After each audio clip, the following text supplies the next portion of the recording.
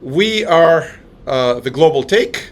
It's Ariel Cohen, Managing Director of Energy, Growth, and Security Program at the International Tax and Investment Center. I'm also a non-resident senior fellow at the Atlantic Council.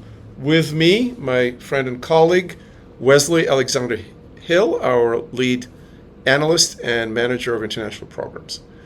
The Global Take covers a vast variety of topics of international energy, of global crises, security, diplomacy, climate, you name it.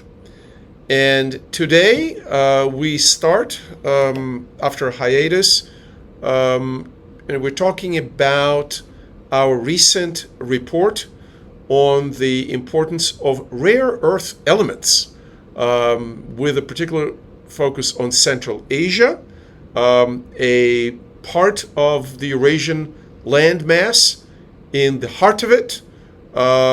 Central Asia includes the five Soviet, post-Soviet countries, Kazakhstan, Kyrgyzstan, Turkmenistan, Tajikistan, and Uzbekistan.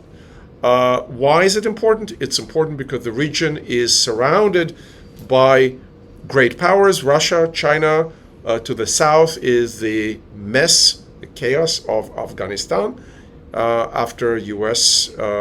withdrawal. And also Iran is not too far away, and Turkey is involved as well.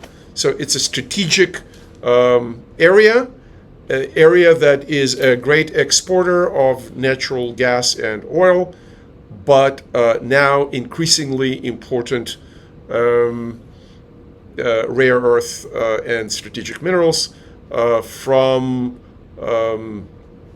lanthanoids, which is a specific group of rare metals, to substances like lithium, which is absolutely necessary in production of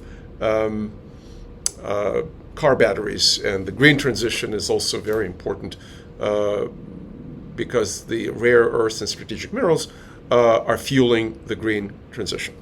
So I'm turning now to my colleague, Wesley, to talk about why rare earths are important, in which sectors, and strategically what is the great game around the rare earths.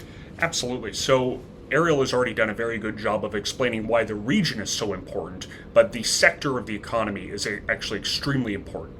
So if you think of any emerging technology, whether it's wind-powered turbines, advanced magnets, superconductors, artificial intelligence, etc. Almost any emerging technology you can think of is reliant on rare earth elements. So it's an extremely important, vital sector of the economy that's only going to grow across the globe. So currently, the best estimates we have show that by 2030, the mining of rare earth elements will increase sevenfold. By 2050 to 2060, they will increase 19 to 24-fold, depending on your estimates. So it's already going to grow tremendously, regardless of its use in the economy. But there's something even more important that demands attention from policymakers, and it refocuses our effort back on Central Asia. And that's currently the refining of rare earth elements are dominated by China. Depending on how you measure, China controls between 85 to 95% of rare earth refining capacity. What this means is that if the United States or any other Western actor really wants to make an effort in the rare earth field, or one of the many fields that are dependent upon rare earths, it will be a geopolitical confrontation with Beijing. And while this is a little bit under the radar, this geopolitical confrontation has actually already started.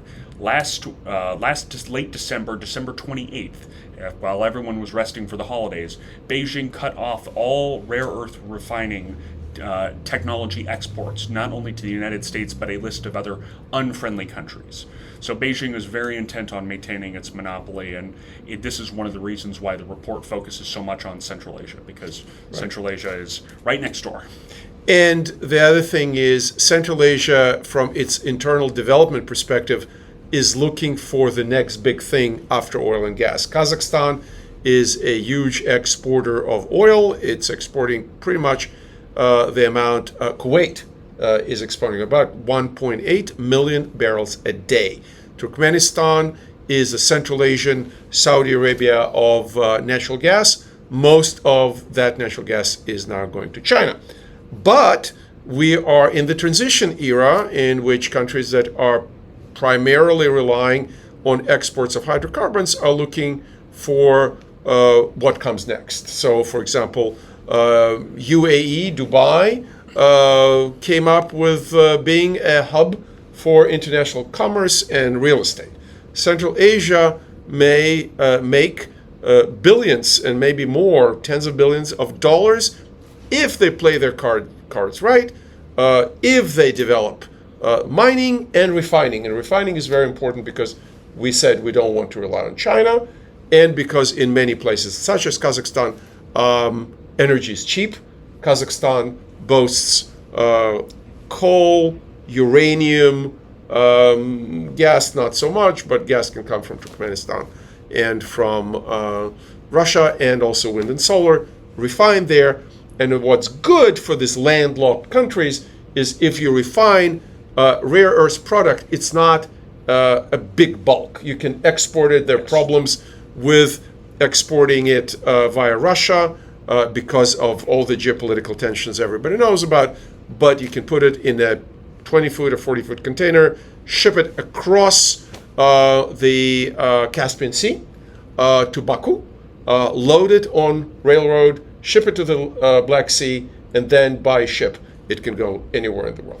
It is worth noting, though, that Central Asia faces some pretty stiff competition. Lots of other emerging economies have identified this as an area where they too would like to be involved. Argentina, which is in a economic quagmire, we'll say, has even with now a new open under the new leadership. Under new leadership, who we wish him the best, is still investing heavily in rare earth elements all throughout Latin America, Bolivia, Paraguay, Ecuador, and Peru, and Colombia, actually, all made announcements to varying degrees that they have found some rare earth elements. They're going to be doing more surveying, and they're going to be starting some mining in some cases. In a few cases, I believe in Guayaquil in Ecuador, they will be doing refining. And, Africa, never forget, all the periodic table, all of these important elements are in Congo, Democratic Republic, and otherwise Congo, and Southern Africa, Zimbabwe, South Africa, you name it. Unfortunately, our time is running out for this. I want to thank the viewers. Please share, please subscribe to this video on YouTube and in social media, wherever you find it.